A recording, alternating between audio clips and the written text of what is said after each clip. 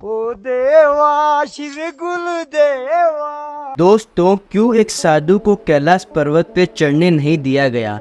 ऐसा क्या कारण था कि उस साधु को रोका गया?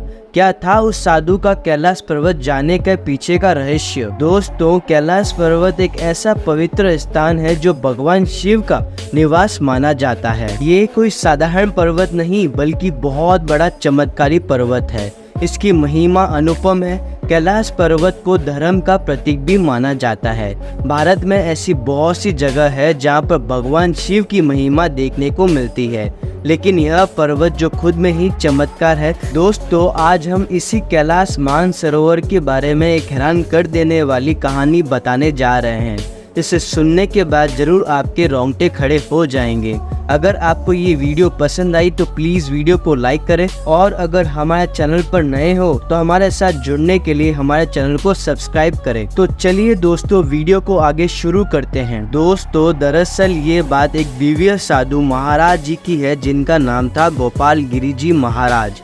गोपाल गिरी जी महाराज बहुत ही ज्ञानी और संत थे। वे उस समय भारत के अलग अलग तीर्थ स्थानों पर जाके धर्म लाभ ले रहे थे, और वे जब भगवान पशुपति नाथ जी के दर्शन करने काठमांडू गए थे, वहां पहुंचने के बाद उन्हें यह जानकारी मिली काठमांडू से कैलाश मानसरोवर की यात्रा की जाती है।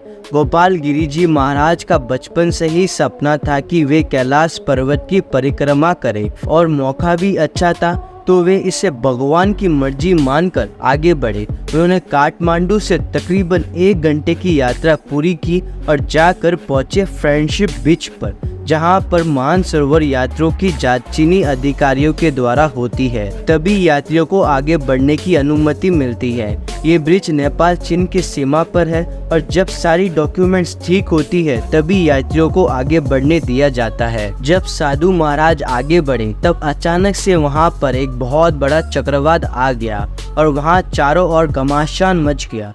तभी चीनी अधिकारियों को संदेश मिला कि कैलाश मानसरोवर में एक बहुत बड़ा चक्रवात आया है, इसीलिए सभी यात्रियों को वहां रोक दिया जाए, और चीनी अधिकारियों ने सभी यात्रियों को वहां पर रोक दिया। लेकिन गोपाल गिरी जी महाराज के इरादे नेक और पक्के थे, और वे उस तूफान से डरने वाले नहीं थे। उस समय वहां का माहौल बहुत ही खराब हो चुका था। चीनी अधिकारियों भी उस तूफान के कारण काफी परेशानी में थे, और इसी मौके का फायदा उठाकर गोपाल गिरी जी महाराज ने चक्रवात में घुस गए। सभी लोगों को लग रहा था कि वो इस चक्रवात से नहीं बच पाएंगे, क्योंकि वो तूफान बहुत ही बड़ा था।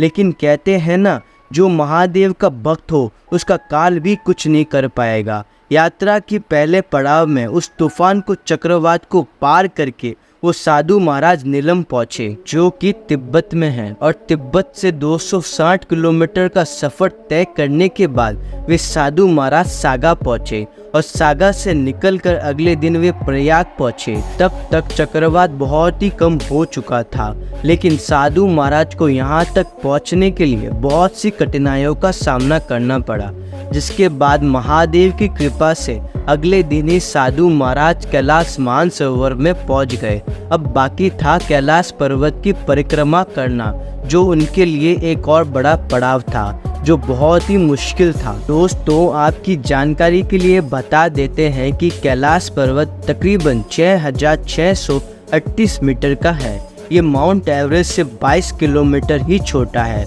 पर आज तक माउंट एवरेस्ट पर बहुत से लोग चढ़ चुके हैं, पर कोई भी कैलाश पर्वत पर नहीं चढ़ पाया। माना जाता है एक सीधा और सच्चा इंसान ही इस पर चढ़ सकता है, क्योंकि ये पर्वत अपनी महिमा कब और कैसे दिखाता है ये बात किसी को भी नहीं पता। पर अगर आप तिब्बत के इतिहास खोलें तो आपको हजारों साल पहले एक साधु ने इस कार्य को संभव करके दिखाया था। अगर हम तिब्बत के इतिहास के अंदर जाए तो 1926 में एक ब्रिटिशर ने सभी उपकरणों के साथ कैलाश पर्वत चढ़ने की कोशिश की, पर खैर मौसम और दिशा भ्रम के कारण वो चढ़ ना सका। लेकिन इसके बाद बहुत ही विश्व विख्यात पर्वत आरोहियों ने इसकी चढ़ाई करने की कोशिश की, पर वे भी असफल हुए।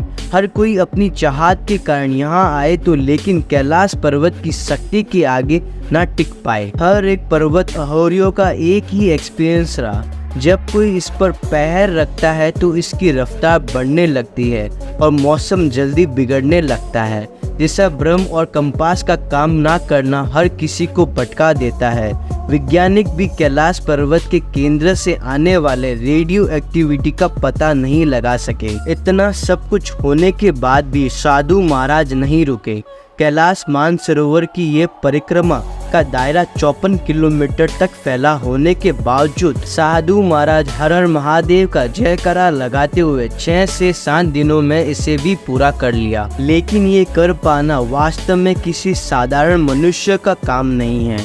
लेकिन इसके दौरान उनके साथ कुछ ऐसा विचित्र हुआ जो उनके भी होश उड़ा दिए। दरअसल वहाँ एक बहुत बड़ी गुफा थी जहाँ उन्होंने एक छोटी सी बच्ची को देखा। वो रो रही थी। उन्हें लगा शायद ये बच्ची तूफान के कारण अपने माता पिता से बिछड़ गई है।